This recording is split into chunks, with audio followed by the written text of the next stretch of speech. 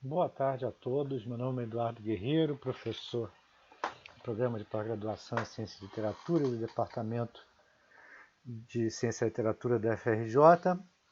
E eu estou dando continuidade aqui ao nosso vídeo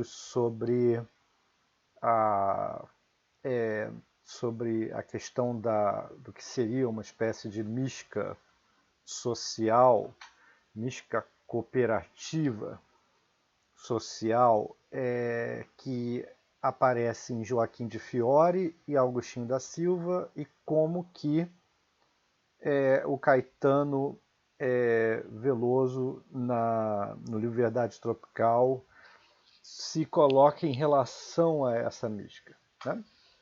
Então, eu mostrei inicialmente que a maneira como o Caetano se refere ao Agostinho da Silva, né, vindo de um amigo dele, que é o Roberto Pinho, é como uma figura que produz uma espécie de paradoxal sebastianismo de esquerda e fala de três idades, né? Fala o Caetano coloca vagamente de que nós estamos na idade do filho e que o Agostinho da Silva pensa num futuro em que vai ser o futuro do reino do Espírito Santo, em que é o momento em que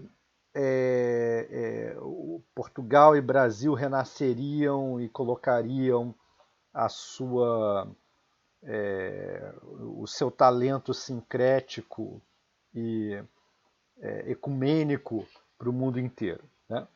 Bem, aí a gente vai examinar agora melhor o que seria a doutrina das três idades da Trindade.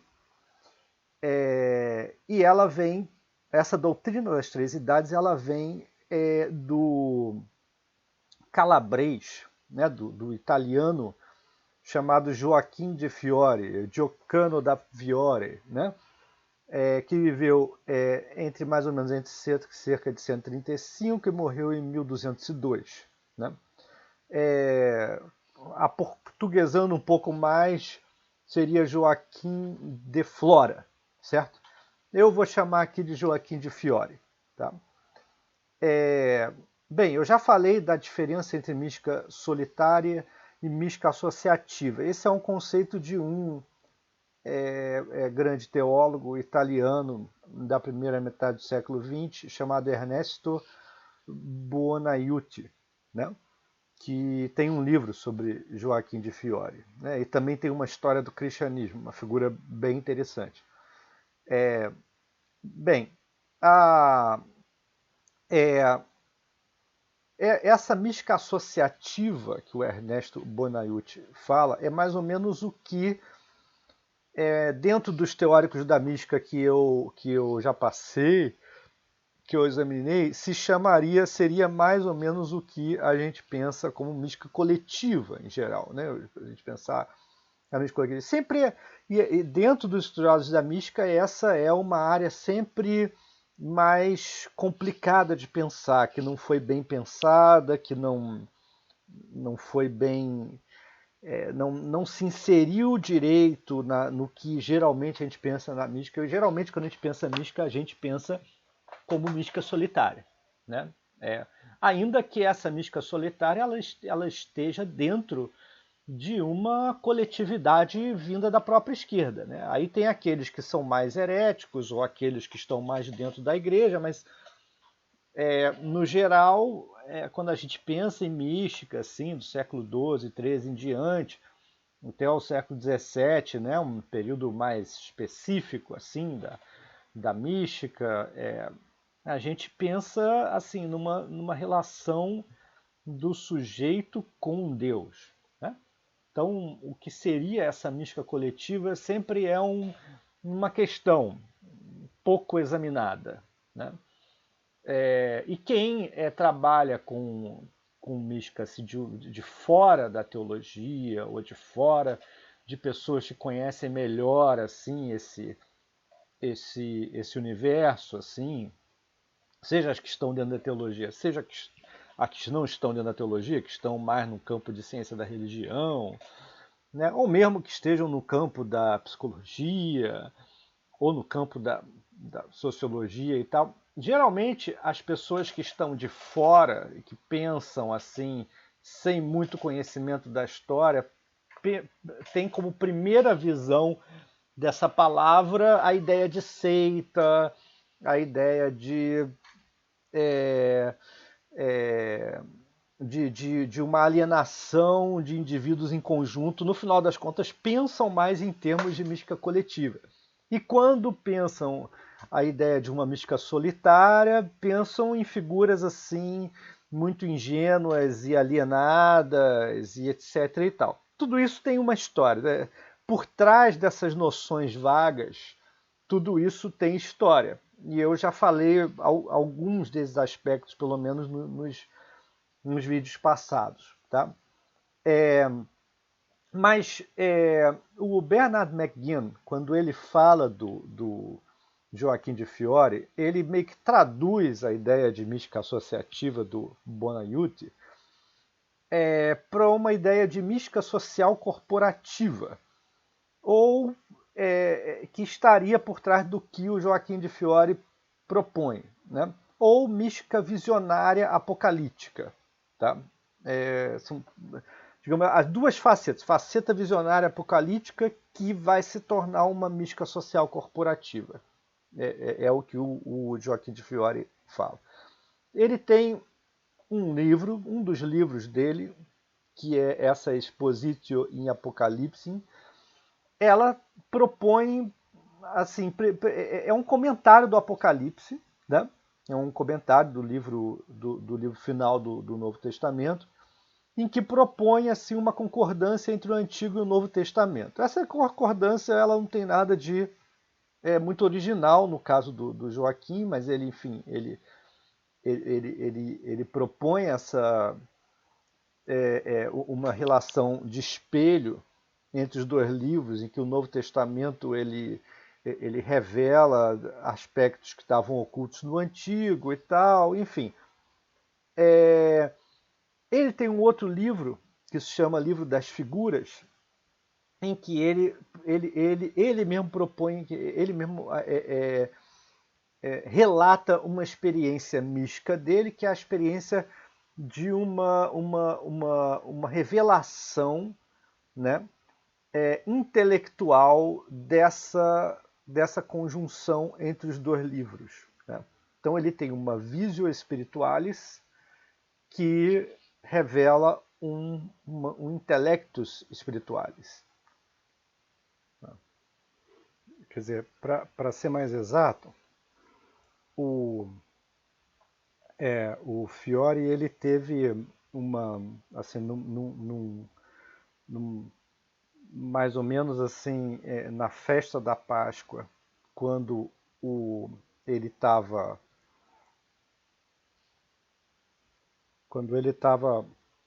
meditando no silêncio da noite, ele recebeu algo da plenitude enfim, do último livro da Bíblia, do Apocalipse, né? E percebeu a partir daí a harmonia entre o Antigo e o Novo Testamento. Né? Quer dizer, e essa revelação foi feita assim, enfim, no meio da noite, nesse período específico. No livro das figuras, ele relata de modo mais preciso, né, que ele teve uma experiência visionária na época de Pentecostes, em que ele entrou para rezar na igreja, diante do Santo Altar, sobreveio uma incerteza em relação à fé da Trindade, ele diz. Quer dizer, e nessa incerteza em relação à existência da Trindade, ele rezou muito, invocou o Espírito Santo, né, cuja festa era nesse dia, Pentecostes, e ele meio que invocou, né, o a revelação do mistério da Trindade. E aí ele foi cantando os salmos, e no meio do momento em que ele foi cantando, apareceu na mente dele, ele coloca dessa maneira, né, o mistério da Santíssima Trindade, de modo tão brilhante e claro que ele foi impelido a exclamar: qual Deus é grande como o nosso Deus? Bem, ele coloca dessa maneira e, segundo o McGinn, a gente está diante de uma imaginativa visio spiritualis, que é um termo agostiniano. Né? Só que, diferentemente de Agostinho, essa visio spiritualis ela fornece uma forma de contato direto com o mais íntimo mistério divino da Trindade. Né? Esse contato direto ele é muito bem especificamente místico. Né? Isso não ocorre em Agostinho quando ele se refere a essa visão. Né? Bem, a visão da Páscoa abriu as portas para a compreensão mais profunda da Bíblia, e o Joaquim de Fiore chamou essa compreensão de intelectus spiritualis. Tá? Quer dizer, ela deu uma espécie, ela deu o dom do Espírito Santo enquanto ele cantava os salmos. E teve absoluta convicção desse mistério e ajudou ele a entender melhor a Bíblia. Né? Então, essa intelectus spiritualis implica uma forma de contato direto com Deus. Tá? Bem, o que não é tradicional em tudo isso que o Joaquim está falando é como ele viu o crescimento da compreensão espiritual do mistério trinitário. Né? Porque aí esse mistério ele foi entrando, ele foi revelado num estágio de perfeição que ocorre dentro da história, e esse estágio o Joaquim de Fiore chamou de tertius status, né? A terceira era da história, um status particularmente atribuído ao Espírito Santo, quando a igreja vai se rejubilar na plena posse do intelectus spiritualis. Tá? Quer dizer, isso é uma espécie de teologia da história que o Joaquim propõe. Né? E o que ele vivenciou foi uma experiência proléctica, uma experiência antecipada dessa plena posse do intelectus spiritualis que vai ocorrer no futuro, que vai ocorrer nessa terceira idade, porque nós estamos na segunda. Ainda vou explicar isso melhor. Né? Então, o dom da compreensão espiritual que tinha sido dado aos apóstolos na Páscoa, né, lá naquele trecho lá né, do Ato dos Apóstolos, né, foi completado neles que foi completado neles em Pentecostes, se tornaria posse da igreja toda durante a terceira era e serviria como prelúdio para a perfeita contemplação celeste. Tá? Bem, vamos entrar agora no que significa esses três status, ou essas três idades, né, históricas da humanidade. Né? Bem, você tem primeiro a idade do pai, que é a idade da lei, dominada pelos laicos. Né? Quer dizer, aqueles que não são cristãos. Né? Idade da lei mosaica, né? A gente percebe aí, o que ocorre no período do Antigo Testamento. Depois você tem a idade do filho, que é quando chega Cristo e dá a revelação, né? Da segunda pessoa. Essa é a idade da graça, em que quem vai dominar vão ser os clérigos, quer dizer, vai ser a igreja. Tá? E nós estamos nessa idade. Né? O Joaquim, na época dele, né, ele está nessa idade. E ele diz que vai aparecer uma terceira idade, que é a idade do Espírito Santo, em que vai ocorrer a liberdade de todas as pessoas. Não é só da igreja que vai ter essa revelação, McGuinn diz.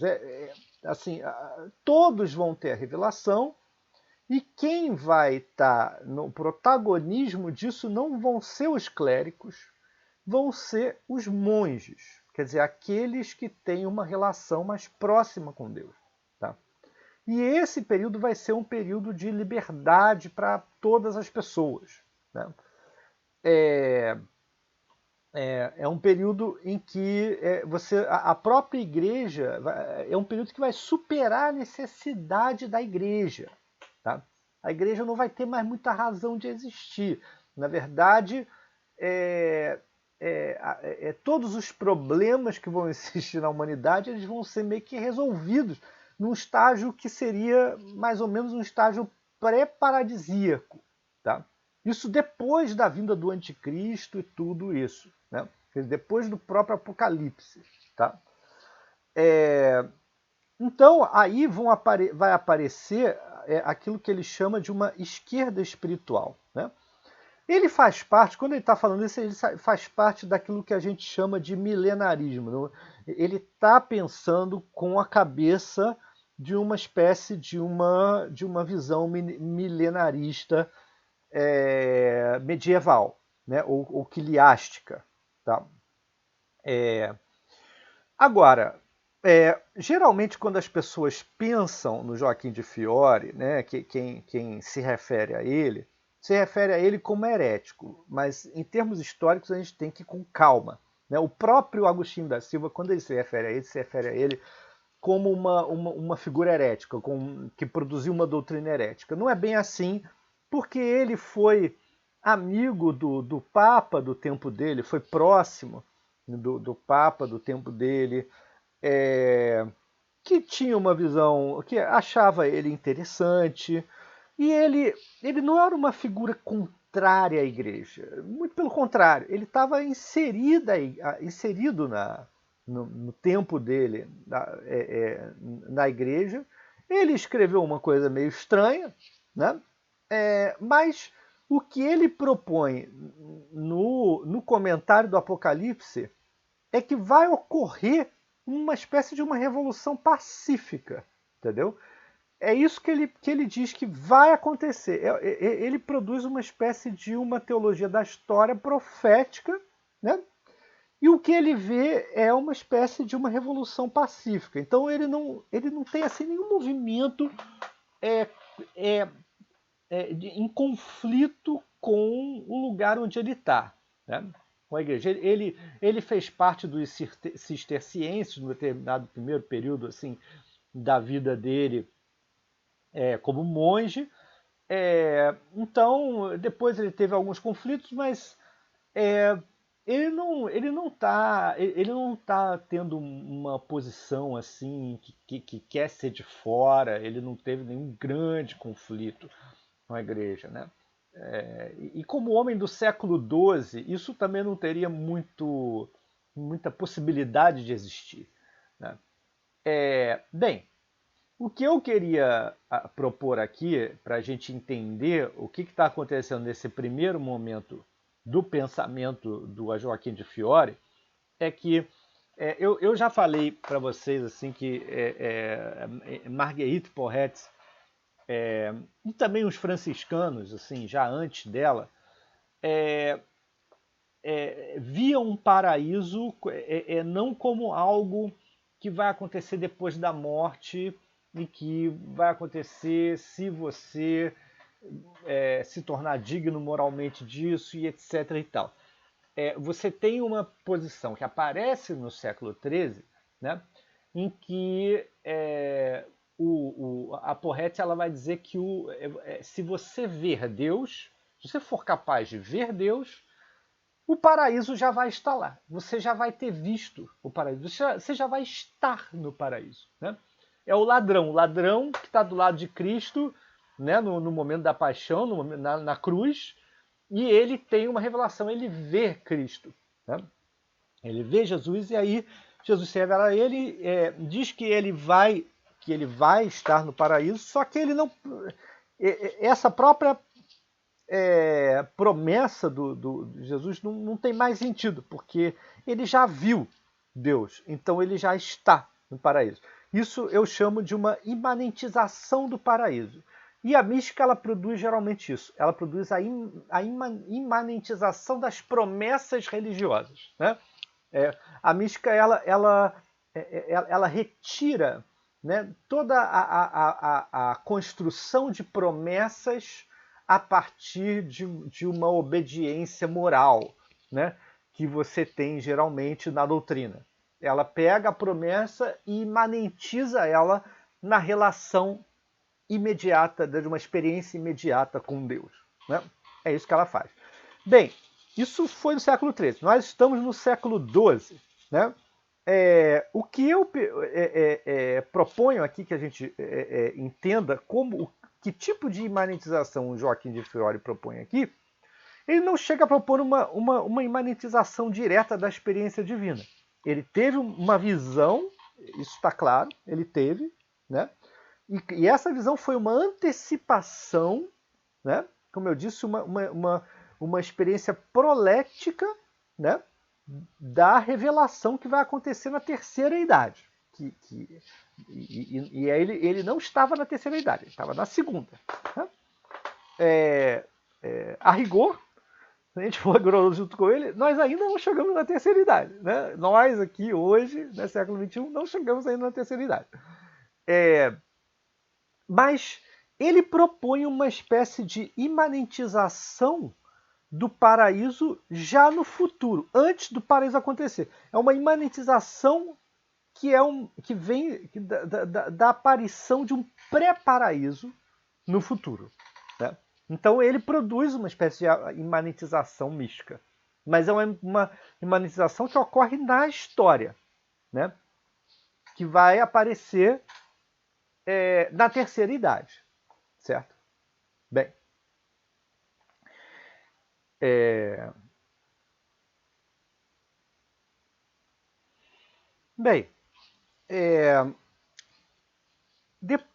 logo depois, né, da morte do Joaquim de Fiore, aparece aquilo que nós chamamos de joaquimitas. Quer dizer, começam a aparecer figuras que foram diretamente influenciados, assim, tiveram uma espécie de fascínio com essa visão da terceira idade e seguiram, né, à risca a ideia da profecia de Joaquim, mas não só numa relação pacífica com a igreja. Aí vão aparecer figuras que vão se utilizar das profecias joaquimitas como meio de propaganda política religiosa, certo? E como meio de uma espécie de uma revolta com a política da igreja mesmo. Né? Então, a Marjorie Reeves, que é uma especialista na obra do Fiore e no joaquimismo, né? Quer dizer, todo esse processo em que essa doutrina das três idades foi utilizada ao longo da história, né? Ela diz assim que o Fiore ele trabalha de tal forma com a imaginação que ele, nesse momento inicial aí, né, ele no século XII ele deu uma espécie de salto, né,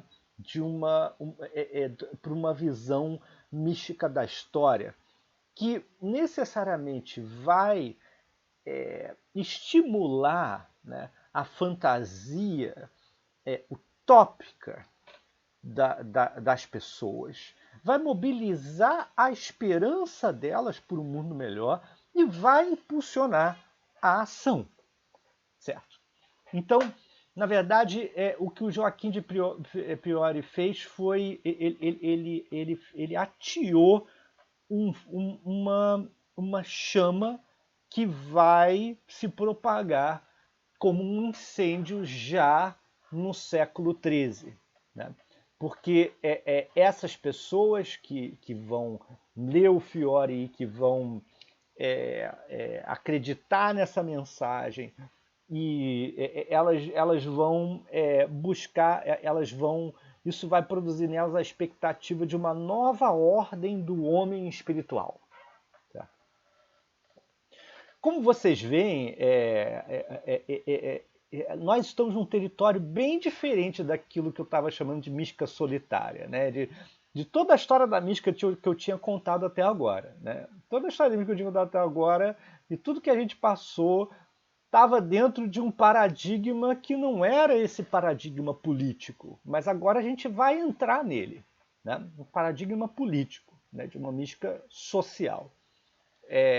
O que vai acontecer nessa mística social? Vai acontecer não só a imanentização do paraíso no futuro, como foi o caso do Fiore, mas vai se dar uma imanentização política do paraíso no futuro, um uso político dessa imanentização. Né? E quem vai produzir esse movimento? O primeiro deles é um italiano chamado Gerardo de Borgo Sandonino, né? Que viveu, como se está vendo, de 1230 a 1276. Ele foi o primeiro que introduziu essa doutrina do Joaquim no meio franciscano. Tá? Logo depois dele vão aparecer aquilo que a gente chama os franciscanos espirituais, que é a ala mais radical do movimento franciscano, em que inclusive contou com a participação de algumas beguinas, né? É importante salientar esse ponto. Essa ala mais radical geralmente é chamada de os fraticelli. Né? Então você tem assim a primeira figura depois do Gerardo de Borgo é o Ângelo Clareno, que foi uma espécie de fundador desse movimento. Todos esses caras e depois esse Jean de Roquetaillade, que para vocês verem como uma coisa confusa, também era um médico, era um filósofo, era um teólogo e era um alquimista. Esse Jean de Roquetaillade. É interessante porque assim todos eles, eu não vou entrar assim no mérito da história de cada um, mas basicamente todos eles foram presos, entendeu? O livro deles, se algum que escreveu o livro foi queimado, foi censurado, etc. e tal.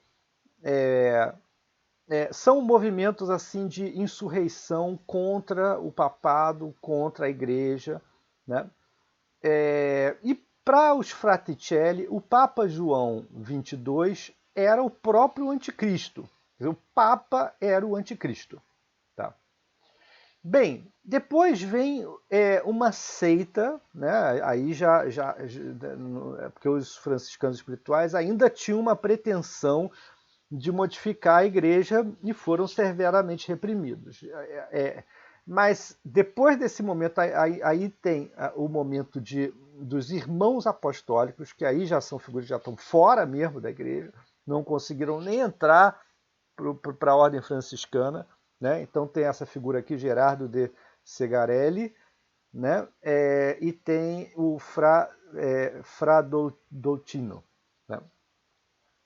Você vê que já são da segunda metade do século XIII. Né? E diziam que a igreja romana era a prostituta da Babilônia. Quer dizer, eles já estavam se colocando como umas figuras que são a vanguarda espiritual do mundo e a igreja já está totalmente pervertida, corrompida e contaminada. Bem, todos eles tiveram influência direta, né, dessas três idades, pensaram assim o seu engajamento político espiritual dentro do esquema das três idades do Fiore. Tá? E aí você tem outras influências posteriores a esses, você tem você tem os taboritas boêmios, né, tchecos, isso já no século XV. Você tem o Girolamo Savonarola, que é um frade franciscano do Renascimento florentino, que também tinha ideias bastante singulares, estranhas, e principalmente, assim, talvez o mais comentado deles, assim, por vários historiadores marxistas e filósofos como Ernst Bloch, é o Thomas Müntzer, né? Do final, se vê basicamente do século XVI, né? Final do século XV, início do século XVI, que é um radical reformador protestante.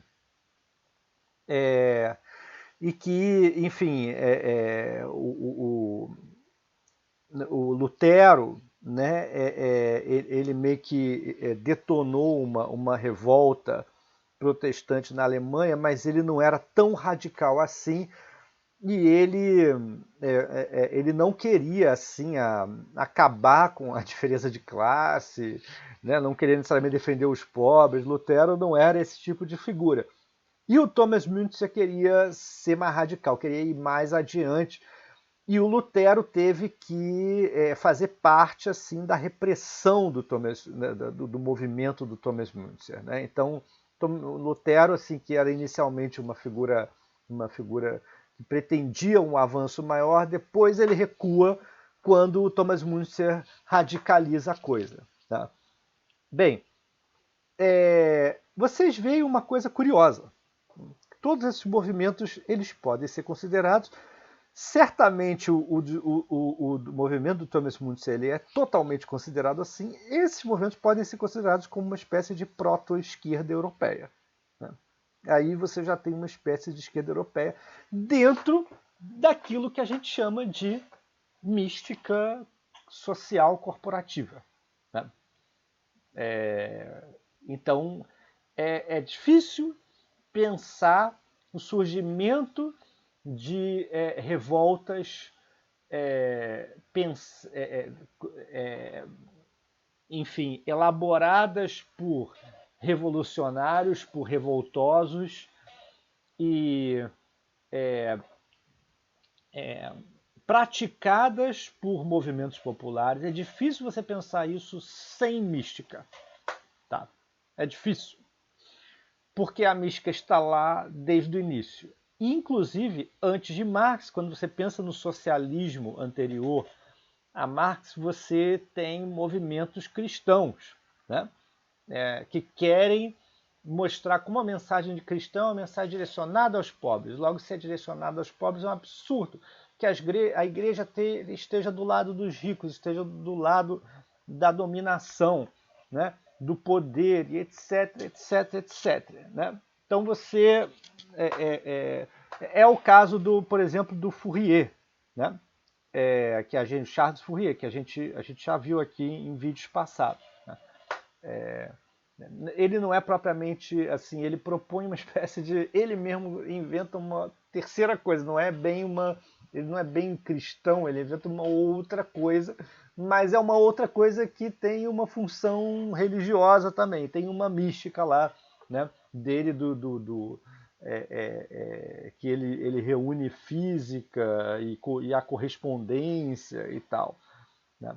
Então ele não chega a ter uma influência do Swedenborg, como alguns queriam, insistiram que ele tivesse, ele negou isso, mas ele tem traços místicos claros, né, numa espécie de erotismo cósmico, né, uma espécie de erotismo que está no cosmos e deve estar na sociedade também.